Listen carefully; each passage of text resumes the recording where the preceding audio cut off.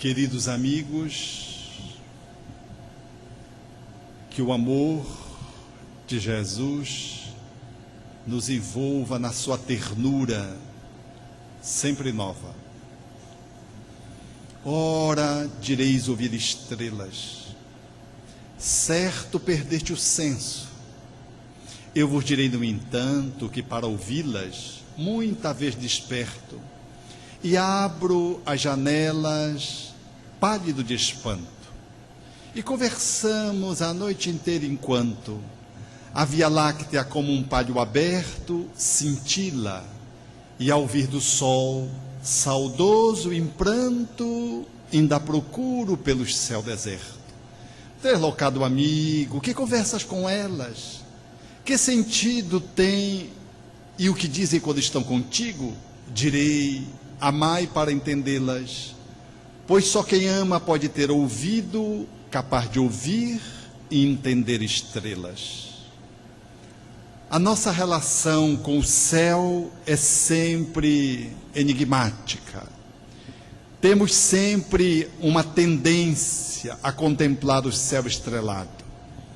Há um fascínio da criança ao adulto para contemplar o céu, e uma lamentação do idoso quando não mais consegue enxergar as estrelas no firmamento, especialmente quando à noite ela não tem lua e o céu se mostra mais escuro e deixa com que as estrelas possam manifestar a sua luminosidade, como se fossem pirilampos aqui e acolá, cintilantes, anunciando a esperança de que depois da noite a claridade retornará.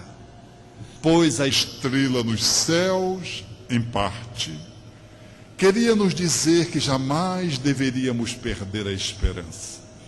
Olhando para o céu, nós desde criança brincamos com os dedos apontando para as estrelas cadentes, que são os meteoros que riscam o céu, dando-nos a impressão que as estrelas descem para a terra.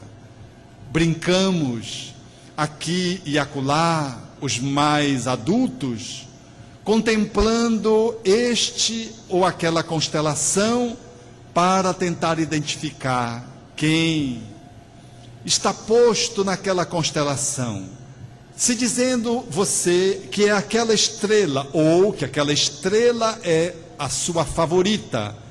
E assim todos nós, numa noite estrelada, especialmente longe de uma cidade iluminada, quando longe da poluição, das nuvens e do luar, quanto mais escuro for o lugar, maior é o fascínio pelo céu estrelado. A tal ponto que todos nós, quando almejamos ir ao interior, encontrar à noite as estrelas, é que o ser humano tem uma necessidade de poder se relacionar com a sua matriz que lhe originou, Deus. E nós o fazemos através das luzes que, de alguma forma, lembram a nossa natureza divina. É por isso que quando nós olhamos para as estrelas, nós sentimos o mesmo fascínio de que quando nós olhamos, por exemplo, para uma vela. Não há quem perto de uma vela que não fique com o dedo futucando, metendo o dedo na vela, empurrando. Ainda que não seja criança, nós passamos o dedo por entre a chama, e não há quem fique indiferente quando há uma fogueira. Nós nos colocamos em torno da fogueira e brincamos em torno da fogueira. Gostamos de jogar o graveto, gostamos de nos aquecer se faz frio, mas se o vagalume aparece na noite, voando aqui e acolá, fazendo o seu périplo e acendendo a sua luz, também nós paramos para olhar essas estrelas que estão na terra, a fim de fixar a atenção, e ficamos procurando adivinhar aonde ele vai acender novamente o seu brilho, aonde a sua lanterna vai ser novamente ligada. E se é um grupo de vagalumes, nós ficamos paralisados pela beleza que é aquela movimentação, como se fosse um verdadeiro bailado, falando das estrelas que estão lá, através dessas estrelinhas que estão perto de nós. Em verdade, essa inclinação que temos para as estrelas falam-nos da luminosidade. Luz é algo que nos diz respeito, e é tão vigoroso essa realidade que nós não conseguimos ainda identificar profundamente o pelo que isso se faz, salvo com o conhecimento mais aprofundado do Espiritismo, de que na verdade nós criamos uma identificação com as estrelas, com o fogo, com a vela, com o pirilampo, porque nós trazemos uma saudade, uma nostalgia do Criador, porque aqueles que somos seus filhos, somos estrelas na sua natureza profunda. O que é o Espírito? Perguntou Allan Kardec aos Espíritos, e os Espíritos responderam: é um clarão, uma centelha etérea, falando, portanto, dessa nossa condição interior, de sermos uma claridade que se expressa através de um corpo, e daí faz mais sentido o olhar. Não há nenhuma parte do ser humano, do corpo, do ser que se apresenta através de um corpo mais vigorosa, mais palpitante, mais fascinante e mais comunicativa do que o olhar. O olhar fala mais do que as palavras. Olhar nos olhos de alguém dá-nos uma fotografia desse alguém, como ele está. É que o olho, ele traz um brilho, e ele fala do brilho da alma. A alma que adormece num corpo, por exemplo, e sai pelo sono. Se você olha o olho entreaberto de alguém dormindo, você percebe que a alma não está ali. E se ela se ausenta pelo sono definitivo da desencarnação, você percebe que aquele corpo não tem vida, e o olho perde o fascínio do brilho da vida, porque há muita diferença entre o olhar para o nosso filho, o nosso pai, a nossa mãe, o nosso esposo, quando está no corpo, e olhar o seu corpo físico sem a presença da alma que se retirou pela desencarnação. O olhar vítreo não tem a luminosidade nos olhos que falam daquela alma que lhe habita. Em síntese, nós temos efetivamente uma necessidade de fazer um encontro com a luminosidade que está no outro. E é por isso que uma das áreas de melhor expressão comunicadora e de maior fecundidade é os olhos. A mãe que fala com o filho com o olhar, o namorado com a namorada que se comunicam à distância pelo olhar. O olhar que fala, portanto, de alguém que é um psicopata, quando você olha e percebe que ele traz uma energia comunicada pela luminosidade dos olhos, como se ele estivesse fora do seu centramento, estivesse distônico, estivesse desconectado da natureza, porque o seu olhar fala de uma frieza, a frieza de um sociopata. O olhar de uma pessoa depressiva comunica profundamente o seu estado de ânimo, farol murcho, farol baixo, as pálpebras caem.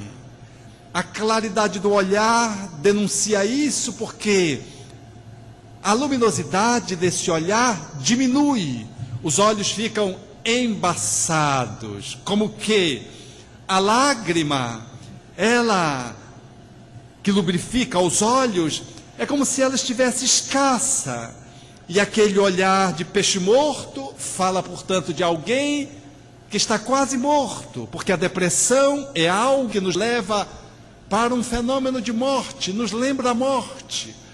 Quando nós não queremos sair de casa, ficar dormindo, quase não abrimos os olhos, não queremos tomar banho, não queremos comer, e respondemos sem abrir os olhos, como se quiséssemos morrer. O olhar de um depressivo é diferente de um olhar de quem ama.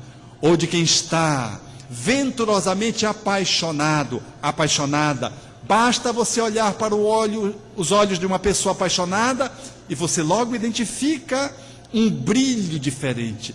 É uma energia que se comunica através dos olhos. Como os espíritos disseram a Allan Kardec, é a alma que se debruça sobre essa janela. Os olhos são a janela da alma. No fundo, a nossa necessidade é de encontrar uma luminosidade que está próximo de nós. Uma luminosidade que está naqueles que circulam conosco. No entanto, nós não damos conta disso.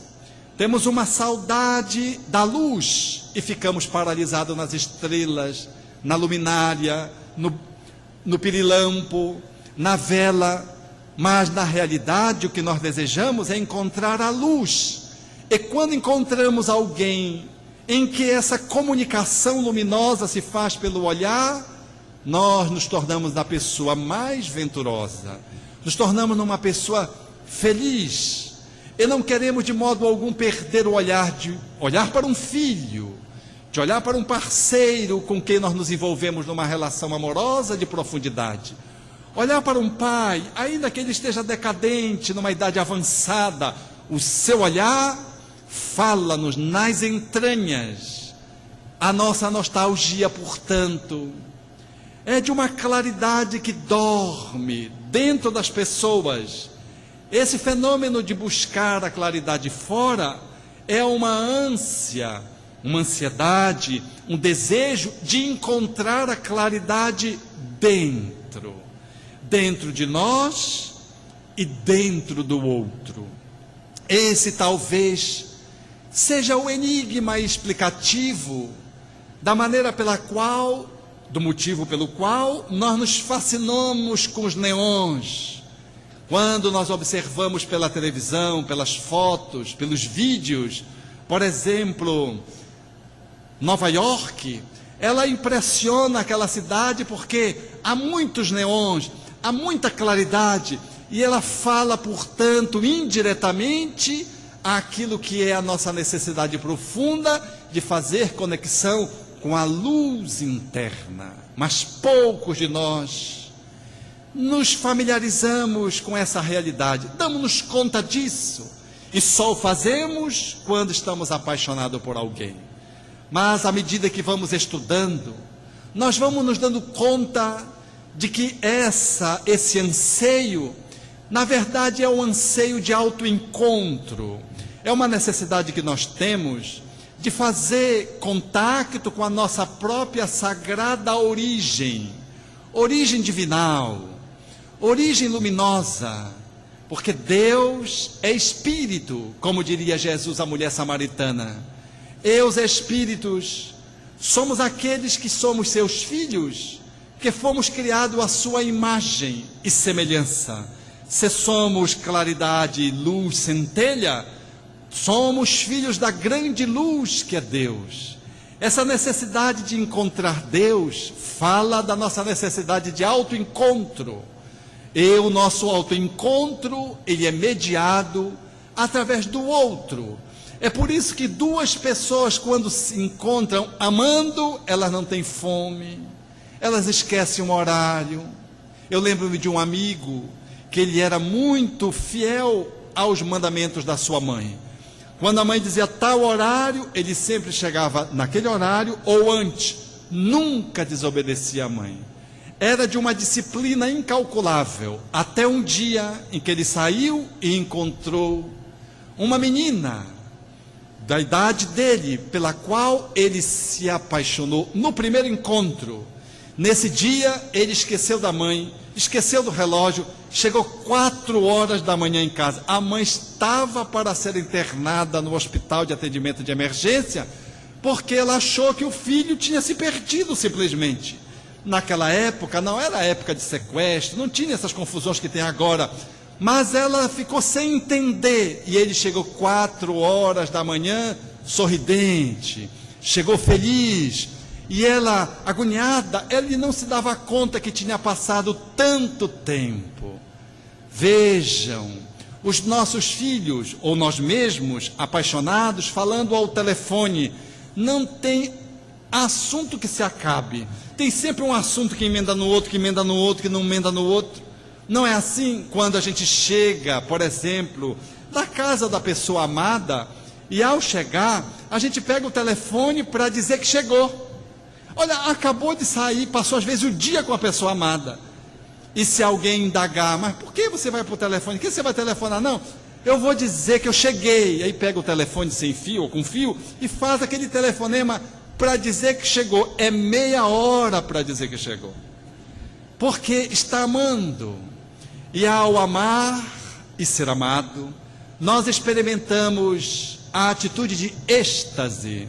O mesmo êxtase que sente uma criança quando está sendo amamentada.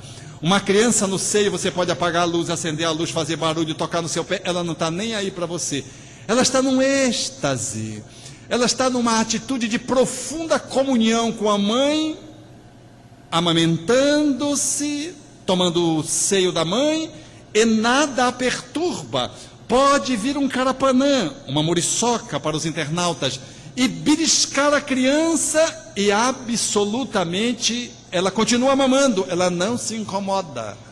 E o máximo que ela pode fazer naquele êxtase é adormecer no colo da mãe. Duas pessoas que se amam é similar ao êxtase de uma criança no seio da mãe, ali se alimentando, alheia a tudo e a todos, como só existisse aquela pessoa que está à sua frente, aquele Deus, aquela deusa que é a sua mãe. E se a sua mãe está sentada numa poltrona, embalando-se e fazendo a amamentação de uma forma integral, ela só tem olhos para o seu filho. E é uma relação de profunda comunhão que há ali. Nada é tão sagrado quanto o ato de amamentar. Nada é tão sagrado quanto o ato de tomar o leite do seio da mãe, ser amamentado. Porque ele remete a esse encontro de integração profundo, que a psicologia haveria de estudar em profundidade. O mesmo se dá com duas pessoas apaixonadas. Quando elas se encontram, acaba-se o tempo, acaba-se as normas, elas chegam ao absurdo de dizerem, não, se a minha mãe e o meu pai não me aceitar, eu vou viver fora, não tem onde cair morto. Mas a pessoa, inspirado na televisão, mas sobretudo na paixão, acha que vai sair e que o amor vai alimentar o estômago, porque na verdade, quando ela está amando, nem fome ela sente. É profundo isso. São duas almas que estão muito próximas, nessa conexão que Jesus chamava de amar o próximo como a si mesmo. Essa é o nosso grande desafio e a nossa grande solicitação. Nós só nos realizamos quando nós conseguimos nos aproximar da luz que somos e da luz que o outro é. Até porque isso é uma grande viagem que poucos ousam fazer. Nós nos sentimos atraídos, mas não conseguimos fazer essa conexão profundamente, de forma definitiva. A gente se apaixona e depois, dependendo da situação, a gente se desapaixona. E se apaixona por uma outra namorada, pelo outro namorado, e a gente não sabe por que a gente não se apaixona definitivamente. É que falta uma relação que é pré-requisito para que uma relação amorosa a dois, ela tenha um transcurso de durabilidade permanente. É que você se apaixone por você. O apaixonamento por si mesmo deve ser um namoro que deve durar a vida inteira. Não só a vida física, a vida inteira, a vida eternal.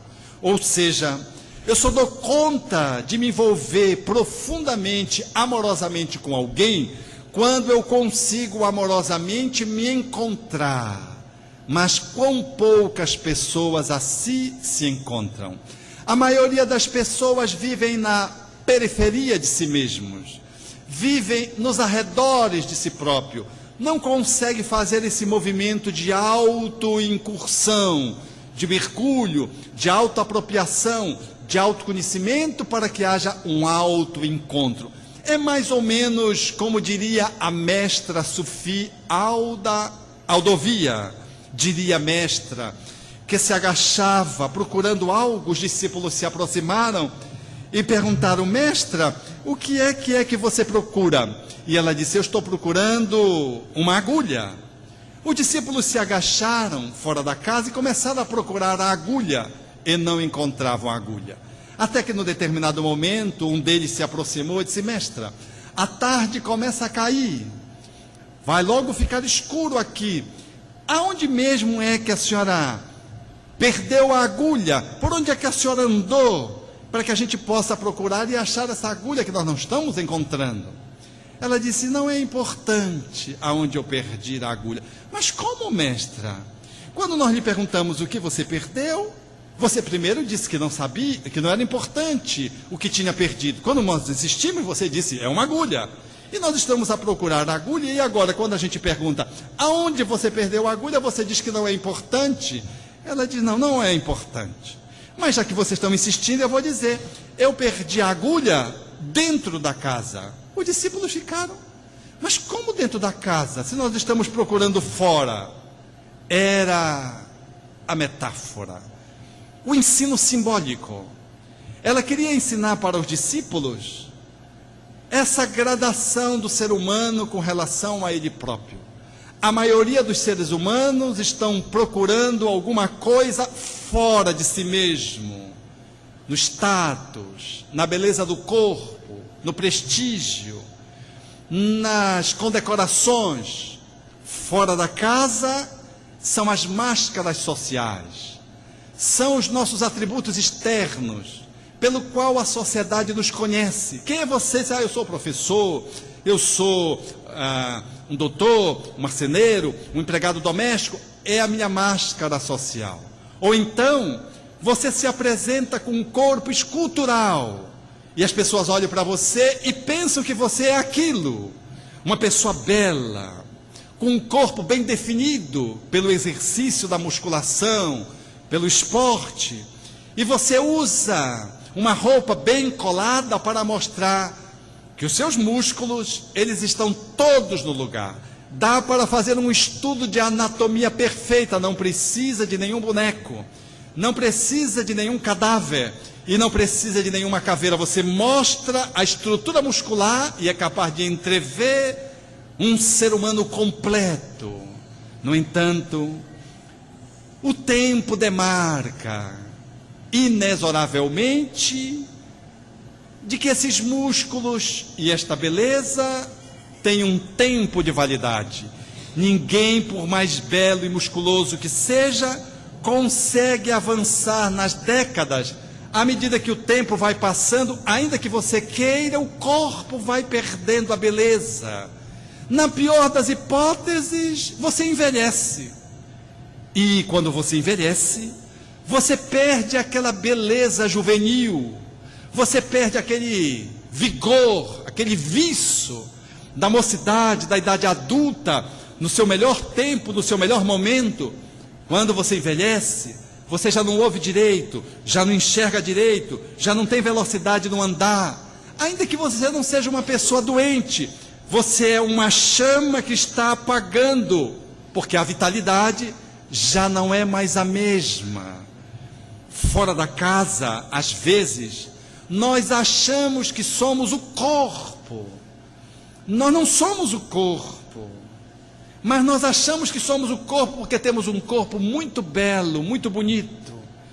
E identificamos-nos de tal modo com o corpo que a gente mesmo não quer aceitar o envelhecimento, ou não aceita um acidente que, por exemplo, mutile o nosso corpo, lese um sentido nosso, um olho, um ouvido, por exemplo, tire um membro.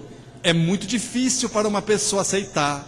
Jovem, quando sofre um acidente vascular cerebral, por exemplo, e não pode mexer mais o braço, porque ela, identificada com o corpo, ela achava que ela era o corpo, e as pessoas achavam que ela era demais, porque o seu corpo era bonito. Isso é fora da casa. Há uma necessidade de entrar na casa, porque mais tempo, menos tempo, todos os valores de fora perdem o seu significado. Quem é juiz deixa de ser juiz. Quem é governador passa a ser ex-governador. E às vezes a pessoa não consegue se amar e não consegue se encontrar e fica preso nessa luz de artificial que é o título. E quando se apresenta, diz: eu sou o ex-senador, eu sou o ex-governador, eu sou o ex-empresário, para significar de que a pessoa é alguma coisa, demonstrando que ela está presa numa luz artificial. Ela não se encontrou, ela ficou só fora da casa procurando a agulha. É necessário entrar na casa. Entrar na casa é sair das exterioridades e mergulhar dentro de você, no seu psiquismo, na sua dinâmica emocional interior, no teu jeito de ser. Antes que tu sejas um médico, você é uma pessoa que exerce o papel de médico. Antes de você ser um escultor, você é uma pessoa que faz escultura. Antes de você ser um governador, você é gente. E como pessoa, você exerce um papel de governador. Você não é governador, você está governador, está médico, está bonito, está está mister, corporalmente falando, mas você não é o que você apresenta. Você está. As entranhas, quando nós entramos na casa, é o ego. O ego é uma palavra que significa o eu humano. É a palavra que comanda a nossa vida psicológica. É necessário entrar na casa, sair das exterioridades e saber quem você é. Porque um governador e um flanelinha, eles têm corpos diferentes, status diferente, mas internamente ambos sentem medo, ambos não querem perder uma esposa, um filho, ambos têm fome, ambos têm sede de Deus, ambos são pessoas que se entristecem, têm raivas, são iguais na sua natureza interior. Exteriormente eles podem parecer muito díspares, diferentes, parece que um é mais do que o outro, mas na verdade, quando nós nos aproximamos fora da casa, para entrar na casa onde a agulha tinha sido perdida, nós vamos perceber que sente medo o governador quanto a flanelinha, de que sente angústia tanto o juiz, o médico, quanto aquele que faz a coleta de lixo, quanto o catador de lixo, o reciclador, numa linguagem mais moderna. Todos apresentam uma dinâmica interna. E aquele que está numa posição social nesta encarnação, na próxima pode mudar de posição social, porque nós estamos circunstancialmente vestindo-nos de um corpo. Por exemplo, você tem esse corpo que você tem. Eu não sei se você gosta do seu corpo, mas mais dia menos dia, ainda que você goste muito dele e ache ele muito belo, ele vai enfeiar, vai perder o viço, vai adoecer e um dia você vai perdê-lo. E vai reencarnar, e quando você reencarnar, vai ter um outro corpo, pode ter um outro sexo, pode ser mais alto, mais baixo, pode ter uma outra cor, pode ter uma outra formatação do cabelo. É, portanto, o espírito vestindo-se externamente de um corpo diferente para atender determinados objetivos. Mas o ego não é tudo. É necessário estar dentro da casa. E quando ela diz, não é importante onde eu perdi, ela dá um ensinamento fantástico àqueles que eram seus discípulos. Porque a agulha é algo material. A agulha é o objeto procurado, mas o mais importante do que o objeto procurado é o procurador. Por isso que ela diz, não é importante onde eu perdi. Ela queria significar que era importante que o procurador se achasse antes de achar a agulha. É necessário que o ser se encontre, porque se ele não se encontrar, enquanto um ser divino que é, ele não vai dar conta de trabalhar o seu ego, as suas emoções, a sua inteligência, as suas habilidades, e ele não vai dar conta de desenvolver as suas atividades sociais, ocupar os cargos sociais. Ele não vai dar conta de usar bem o seu corpo. Ele vai usar o corpo de uma forma inadequada, às vezes prostituindo como uma droga, às vezes transformando num objeto de culto narcísico, de vaidade, e vai se perder achando que ele é o corpo. Mas se ele assim se acha, se o procurador se encontra, ele sabe porque ele tem medo, porque ele fica triste. Ele sabe que a angústia ele precisa trabalhar. Ele sabe que todos os seres humanos têm ansiedade. Ele sabe que o seu corpo é uma expressão do seu espírito e que as deficiências que o corpo traz, ou a beleza, caracterizam as suas necessidades para esta encarnação.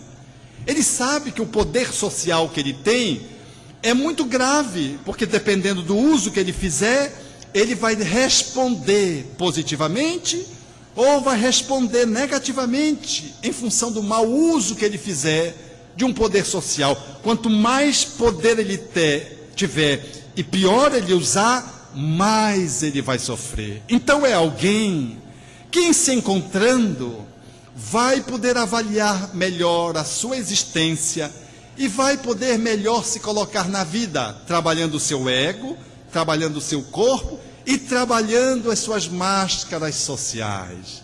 Eu sei que eu estou mãe, eu não sou mãe, eu estou mãe, porque amanhã você, que é o meu filho, pode ir, ou eu posso desencarnar. Eu sou um espírito que estou desempenhando um papel de mãe ou de filho. Eu sei que esse corpo que eu tenho, logo mais eu vou perdê-lo, porque ele não é minha propriedade. Ele tem um tempo que, por mais que demore, ele vai caminhar para a morte. Como me dizia uma senhora ontem, 73 anos, e eu disse: veja, a sua pressão é uma pressão de moço. Ela sorriu e disse: pois é, esse que é o meu problema. Eu não tenho nenhuma doença, eu não sou diabética, eu não tenho pressão alta, não tenho problema de coração. Do que eu vou morrer então? Imagine quando eu envelhecer. Ela tem 73 anos. Imagine quando eu envelhecer. Então eu vou dar problema para o meu filho. Aí nós começamos a rir, porque ela já está com 73 anos e, segundo o código de compreensão etário da nossa civilização nos dias de hoje, ela já é uma pessoa idosa. Mas ela não se vê idosa. E como ela não tem doença nenhuma, ela já estava preocupada, porque ela não tem nenhum problema.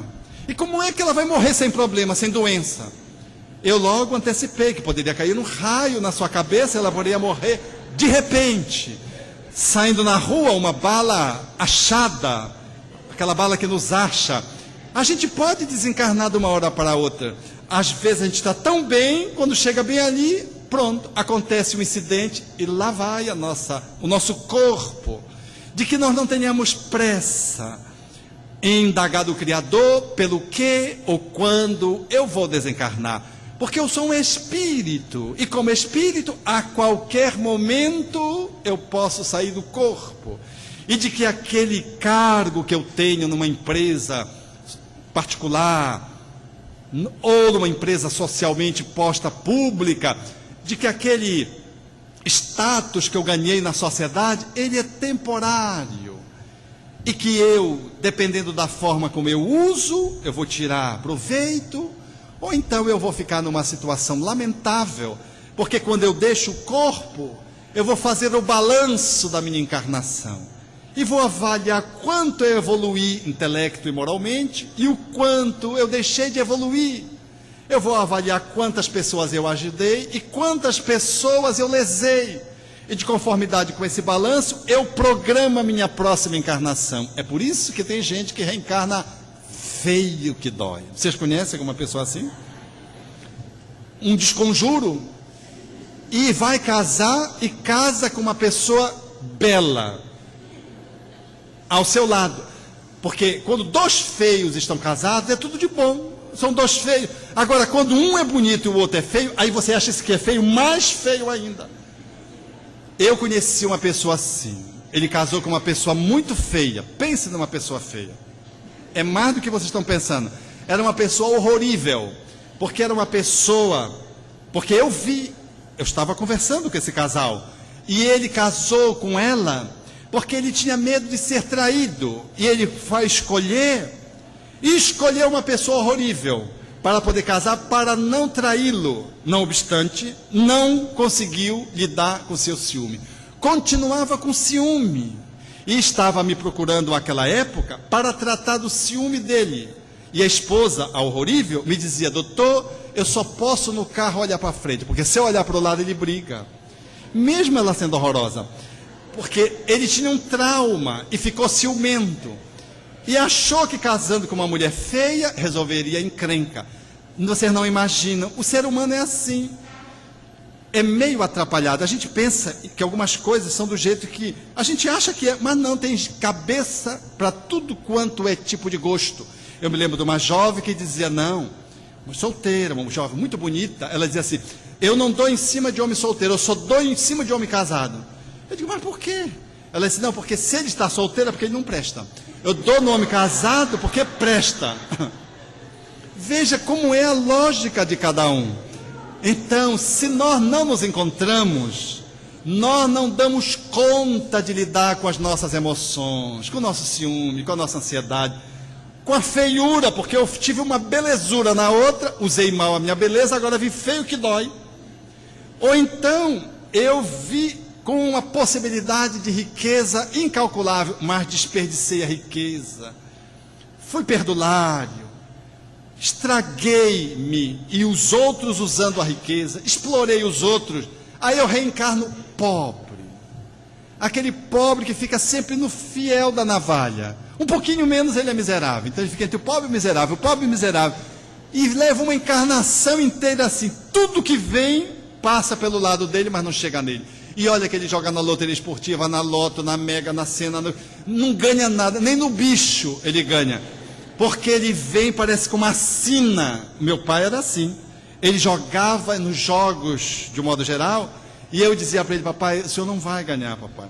E ele não ganhava, então ele, para explicar que ele não ganhava, ele disse: eu não ganho por causa do Alberto, que fica jogando psica, e ele acha que eu tenho que viver nessa vidinha. Mas eu sabia o que eu estava dizendo, porque ele foi uma pessoa muito importante na área do poder, usou mal o poder, reencarnou com uma doença mental e com uma deficiência física. Estava na cara que ele não podia ser rico nessa encarnação. E ele dizia, e ele fica dizendo para mim que eu tenho que viver nessa vidinha, nessa vidinha, nessa vidinha. E tinha que viver, e morreu nessa vidinha. E uma vez no Evangelho no Lar, eu perguntei para ele: papai, se o senhor pudesse alcançar o seu objetivo, o que o senhor queria ter sido nessa encarnação? Ele disse: desembargador. Quer dizer, ele não queria ser um advogado, um profissional da área do direito, até um juiz, ele queria ser o desembargador. Quer dizer, o desembargador é aquele que vai na escala da ordem do direito, e depois do desembargador é desencarnação. Quer dizer, ele queria ir logo para o topo. E aí eu perguntei para ele a segunda pergunta: e nós, como ficaríamos? Todos perdidos. No momento de lucidez ele entendeu que rico, ele ia se perder, ainda ia puxar a gente para se perder junto com ele. Então é por isso que o espírito, quando se perde de si mesmo, ele chega no mundo espiritual e avalia: malversaçou a maternidade, fez muitos abortos e agora vem como impedimento para a maternidade. Não consegue ter filho, faz tratamentos dolorosos e não consegue ter filho. Ou então é aquele que negligenciou a sua paternidade ou a maternidade e recebe os mesmos filhos delinquentes do passado que ele empurrou para o abismo, e eles voltam para que eu possa reencaminhá-los. Do mesmo jeito que aquele que se deu bem recebe dentro do seu lar uma criança formosa, que veio ao seu encontro e é capaz de alterar-lhes as fibras mais íntimas do seu ser. É capaz de alterar o seu estado de humor. Uma pessoa às vezes muito dura, ela absolutamente cede a um filho que nasce, e ela não sabe explicar porque já tinha 2 outros, mas aquele terceirozinho mexe nas minhas entranhas. É a reencarnação, eu estou recebendo de volta um afeto que eu construí. Tudo que nós fazemos de bom, a gente colhe amanhã, mas tudo que nós fazemos de mal, nós vamos refazer amanhã. Não há sorte e não há azar, há merecimento e necessidade. Então nós recebemos da vida aquilo que nós damos para a vida, é o efeito eco. Por isso, quando você tem uma habilidade, não culpe Deus porque você tem essa habilidade, agradeça porque Ele lhe deu a oportunidade e você desenvolveu essa habilidade. Na outra encarnação, como vi André Rieu apresentando Akian. André Rieu é um violinista, um musicista extraordinário, holandês, e ele conheceu uma criança que tinha 2 anos de idade, nas fraldas, tocando violino. Ele chamou a criança, colocou no seu espaço artístico e apresentou a criança para uma plateia de 18 mil pessoas, tocando violino, quando a criança tinha só 3 anos de idade. Está hoje popularizado o Akian, a criança de 3 anos que toca violino. Ora, ela não aprendeu com ninguém, ela não sabe nem nota, ela toca de ouvido e vai tocando, porque ela conquistou essa habilidade numa outra existência. Já tem gente que estuda anos e após anos e só falta arrebentar os dedos e não consegue fazer um acorde consonante, é desafinado por inteiro. Eu, por exemplo, sou assim. Quando eu canto, meus irmãos, no final vocês vão ver, eu vou cantar, não vai ficar ninguém aqui, porque eu canto tão bem, tão bem, tão bem, que até os obsessores se afastam, que eles não aguentam. Não conquistei a habilidade de cantar, mas há pessoas que trazem na voz, desde pequenina, uma voz que encanta, quando manifesta o divino que há dentro dela, essa centelha, esse clarão. Por isso todos nós temos que ir ao nosso encontro para trabalhar o nosso ego e para poder trabalhar o nosso corpo e as nossas posições sociais, os nossos papéis sociais, papel de pai, papel de filho, papel de amigo, papel de vizinho, papel de professor, papel profissional, papel de cidadania, papéis sociais. Mas só conseguimos fazer isso com coerência se nós vamos lá dentro de nós mesmos e nos identificamos com a claridade do que nós somos. E se fazemos isso, conseguimos enxergar a claridade do outro.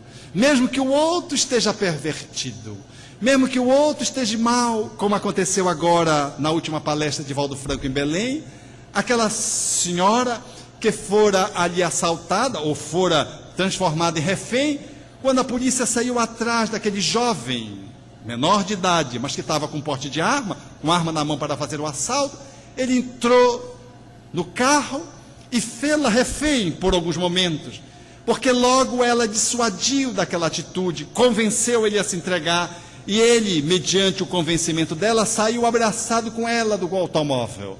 A polícia pegou e ela deu um olhar daquele que só quando está conectado com a sua claridade interior é capaz de fazê-lo, dizendo que ela não iria fazer a denúncia, porque aquele jovem, ele tinha uma vida pela frente, ele precisava ter um outro tipo de olhar para ter outras oportunidades. A polícia levou por conta do porte de arma e depois saltou o jovem, que levou a lição e a possibilidade de se levantar. Ela não olhou o marginal, o trombadinha, o agressor, o criminoso, ela olhou o espírito, porque ela é espírita, olhou o espírito que estava momentaneamente numa circunstância de desequilíbrio e deu a oportunidade dele se reequilibrar, dizendo que o lugar dele não era lá na prisão aonde ele iria apenas piorar, era de dar uma nova oportunidade para que ele pudesse, com a aula que ele teve dela, valorizar a vida. Quantos de nós temos um ente querido em casa? Às vezes ele é um dependente químico, mas nós, e às vezes só nós, conseguimos ver nele o Deus que dorme dentro dele, a luz que ele é. Eu lembro-me de uma criança que eu atendia regularmente, era uma criança peralta. Quando ela entrava, eu estava sentado numa cadeira como essa aqui, mas sendo que ela era giratória, ele pegava, a primeira coisa que ele fazia, me rodava, eu tinha que me segurar. Era um capeta em forma de gente, como se diz coloquialmente.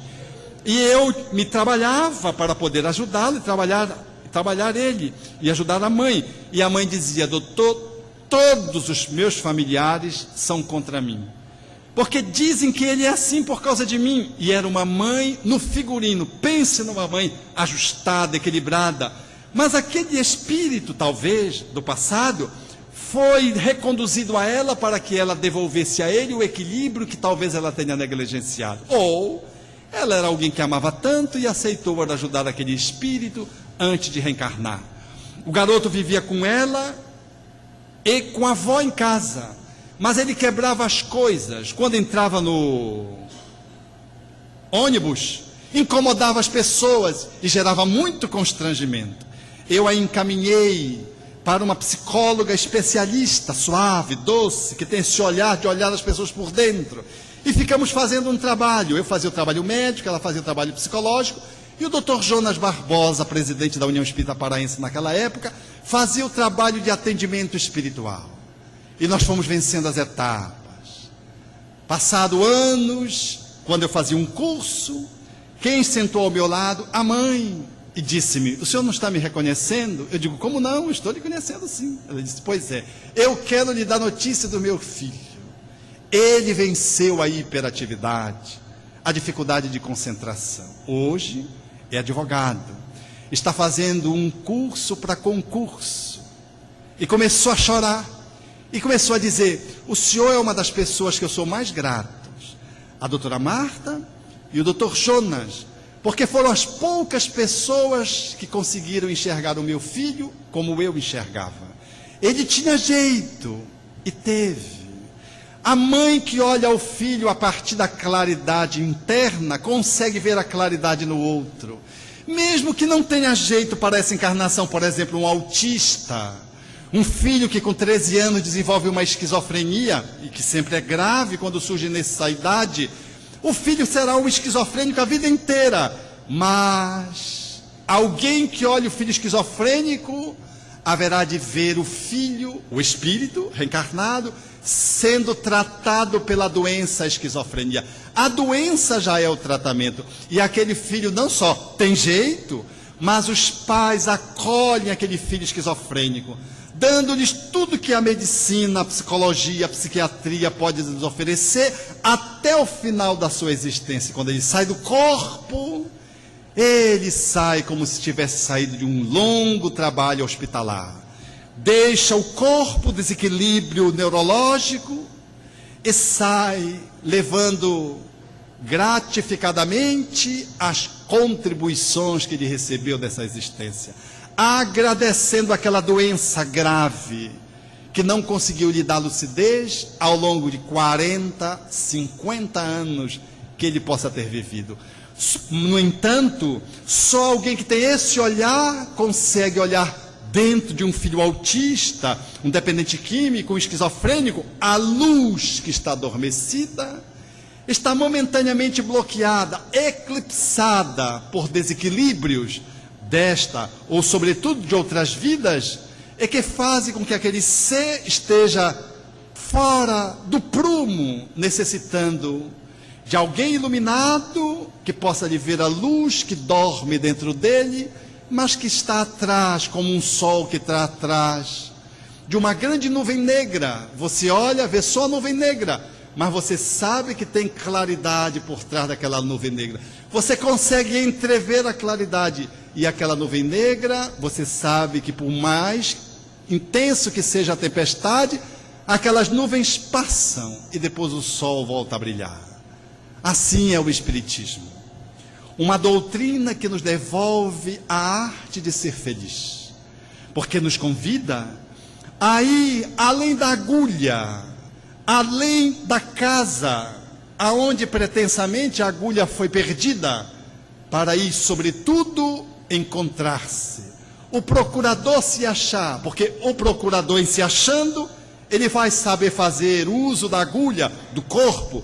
Ele vai saber se trabalhar egoicamente, ele vai poder sair da casa e trabalhar o seu status, os seus papéis sociais, vai poder trabalhar, portanto, a sua convivência cidadã no mundo onde ele está, e vai fazê-lo cumprindo a missão para a qual a encarnação dele está proposta. O Espiritismo é uma doutrina tão maravilhosa que nos diz que só fazendo essa conexão interna nós poderemos alterar as nossas deficiências egóicas, melhorar a nossa maturidade, transmutar algumas das nossas imperfeições, porque todos nós temos. Quem aqui não tem medo, por exemplo? Tristeza. Quem aqui, por exemplo, pode se gabar de nunca ter sentido angústia? Quem aqui pode dizer, por exemplo, que não tem ansiedade, até porque a ansiedade faz parte, mas às vezes a ansiedade tóxica, onde você não para de mexer o dedo, o braço, a perna, roer a unha, comer os objetos, ansiedade. A partir desse autoencontro, você vai começando a tentar e a conseguir, e trabalhando aos poucos esses conteúdos psicológicos, e vai melhorando. Eu mesmo, para ir encerrando, dou sempre um exemplo daquilo que me pertence, que são as minhas dificuldades pessoais. No campo egóico, uma das dificuldades que mais eu tenho chama-se medo de cachorro. Agora eu já não tenho mais medo. Antes eu tinha pavor. Agora eu tenho só um receiozinho. O cachorro está ali, eu saio por aqui para que ele não se apavore comigo. Mas antigamente eu tinha um pavor de cachorro. E num dia, no centro de Belém, na General Gurjão, eu ia andando e vi um cachorro.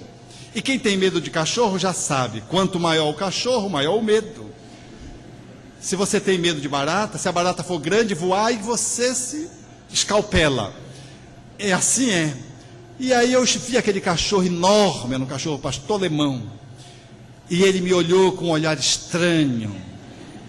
A luminosidade dos seus olhos não me correspondiam serenidade. Mas na verdade não foram bem os olhos, foram as orelhas. Porque uma orelha levantou e a outra ficou baixa. E esse design é design cachorro de filme de terror. Todo filme de terror, pode prestar atenção, não tem cachorro assim ou assim, é assim. Então quando você vê na rua, tome precaução, é um cachorro que está lhe olhando de revestrez. Eu que já tinha pavor, fiquei mais apavorado ainda. E olhei logo onde eu ia subir, olhei logo o que eu ia pegar, e não tinha nada. Excepcionalmente, a General Gurjão estava limpa. Não tinha onde subir, só um portão que estava entreaberto. Eu mirei o portão, andando na rua, e fui andando para ver qual era do cachorro. O cachorro que me olhou, saiu andando na minha direção. E eu percebi que ele estava me olhando como eu estava olhando ele. Eu disfarcei, fui acelerando o passo. Ele foi acelerando, meus irmãos. Eu corri. E o pastor alemão correu também. Mas eu cheguei primeiro. Eu digo que nenhum jamaicano desses que disputa as corridas dos 100 metros rasos me ganharia naquele dia. Porque o medo faz você vencer todas as barreiras. Eu cheguei, entrei na casa e fechei o portão. E quando eu fechei o portão, aquele cachorro pulou a boca dele. Porque o medo faz a gente ver as coisas maiores. Desse tamanho na visão do meu medo. E eu segurando a porta e ele, como se o mundo tivesse se acabando naquele momento. E uma senhora com uma criança no colo, embalando uma criança no colo, disse: moço, abre a porta porque aqui é a casa do cachorro. Eu ganhei um cachorro na corrida. Eu tendo medo dele e ele tendo medo de mim, porque ele não correu contra mim, ele correu de mim. Mas eu correndo dele, venci. Eu vou levar essa condecoração para o mundo espiritual. E eu disse àquela senhora, digo, absolutamente, minha senhora, esse cachorro está com medo. E cachorro com medo morde a gente. Porque quando a gente não fica com medo, a gente não agride os outros. Toda pessoa que agride o outro é porque está com medo. É habitual isso. É ancestral isso, nós trazemos do animal. Quando uma pessoa está com muito medo, ela pode agredir. Então você tem que ter cautela. Eu disse, calma, minha senhora, deixa o cachorro se acalmar primeiro. E eu fiquei do lado da senhora, atrás da senhora. Eu queria pular no colo dela, no lugar da criança, mas não tinha jeito. Depois daquele vai para lá, vai para colar, abre a porta, não abre, abre a porta, não abre. Aí eu abri, eu não, ela abriu a porta e eu atrás dela. O cachorro passou, parece uma lançadeira. Vum! E aí eu saí. Todos nós temos dificuldades. E o Espiritismo nos ajuda a olhar até com bom humor para poder ir trabalhando essas nossas encrencas, como eu costumo dizer. A do ciúme, a da inveja, a da maledicência. Não é querer falar mal, vizinho, aí começa a meter o pau. A pessoa só sabe falar mal. Quando aquela pessoa se aproxima de ti e diz assim, não é querer falar mal, ela é campeã, ela é medalha de ouro na repartição. Então você já sabe, entra por aqui e sai por aqui. Ela diz uma maledicência, você diz uma bendicência para ela, conta um fato positivo, elogia alguém, e aos poucos ela vai se dando conta. Agora, se você é o maledicente, interrompa a boca, desconectando o interruptor da maledicência, diz o espírito José Grosso. Temos que pegar o interruptor e desligar para a maledicência acabar.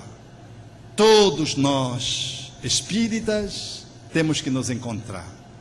O procurador, se não se achar, ele vai se fazer muito mal com a agulha. Do que adianta ele ter a agulha se ele ainda não se achou? Do que adianta o ser humano não se achou ganhar na loto, na mega? Do que adianta você ser bela ou belo fisicamente se você ainda não se encontrou? Você tem muitas chances de cair na prostituição, na vaidade, no culto ao próprio corpo e se perder e sofrer muito porque o corpo um dia fenece. Do que adianta tentar ser mãe ou pai se você ainda não se achou? Por isso, o Espiritismo é uma doutrina bela, que nos ensina a nos encontrar. E nós, em nos encontrando, começamos a olhar os outros de uma forma diferente. Começamos a tratar os outros como nós nos tratamos, a olhar para os outros como nós nos olhamos. Enfim, a fazer o que Jesus disse, a amar os outros, à medida em que este amor que temos por nós mesmos vai crescendo a partir do autoconhecimento. A nossa saudade é da luz, a luz que somos, para encontrar a luz que o outro é. Não percamos mais tempo, meus amigos, querendo achar alguém que venha nos preencher, nos fazer feliz. Não existe ninguém capaz de nos fazer feliz. Só você é capaz de fazer-se feliz. Você pode encontrar alguém que seja cúmplice, possa partilhar, possa te ajudar a construir a tua felicidade, mas ninguém consegue preencher o coração do outro, porque isso é uma atribuição de cada um em relação a si mesmo. Eu posso ajudar o outro a encontrar o seu caminho da felicidade, e eu preciso fazer isso enquanto eu estou a caminho com ele, com ela, porque eu não sei quanto tempo vai durar a nossa caminhada junto, mas eu sei que só em me encontrando e me amando eu vou ser feliz, com o outro ou sem o outro. Se o outro quiser partilhar comigo ou não a minha felicidade, ele não vai conseguir impedir que eu seja feliz. E eu estarei disponível para ajudá-lo a que ele saia da sua angústia e da sua infelicidade para desfrutar o bem-estar que eu desfruto. Quando nós assim fazemos esse caminho para dentro, o procurador se acha, da metáfora da mestra Sufi Aldovia. Em nos encontrando, nós olhamos sim para as estrelas, mas o nosso olhar é outro. O nosso olhar é de sintonia, não é mais de nostalgia. Olhamos os pirilampos e nos encantamos com a natureza, porque há uma sintonia, há um sincronismo, e não uma melancolia olhando os pirilampos e vendo o belo, mas sentindo uma tristeza, uma nostalgia, porque a nostalgia é a saudade que nós temos de nós mesmos. Em amando-nos, encontrando-nos, nós seremos capazes, portanto, de ouvir as estrelas, conversar com elas, nesse caminho de sintonia espetacular, que todas as almas que amam conseguem fazer, a cada dia um pouquinho mais, porque quem assim se ama, se relaciona melhor com o vizinho, no trabalho, na via pública. Quem assim se ama está bem consigo, até com os animais, com as árvores, com os pássaros. Vejam Francisco de Assis, que a tudo e a todos chamava de irmão. Era uma alma que amava tanto, que tudo para ele fazia sentido. ele estava conectado com o sol, com a lua, com a fera. Quando nós nos amamos, nós somos capazes de conversar com as estrelas, como diz Olavo Bilac. E aí faz sentido o diálogo daquele que consegue amar e conversa com as estrelas e daquele que ainda não se descobriu, o procurador que ainda não se achou. Por isso, diz Olavo Bilac, ora direis ouvir estrelas, certo tu perdeste o senso, eu vos direi no entanto que para ouvi-las muita vez desperto e abro as janelas pálido de espanto. E conversamos a noite inteira enquanto a Via Láctea como um palho aberto cintila, e ao vir do sol saudoso em pranto ainda as procuro pelo céu deserto. Deslocado amigo, que tu conversas com elas, o que sentido tem o que elas dizem quando estão contigo? Direi, amai para entendê-las, pois só quem ama pode ter ouvido capaz de ouvir e entender estrelas. Obrigado.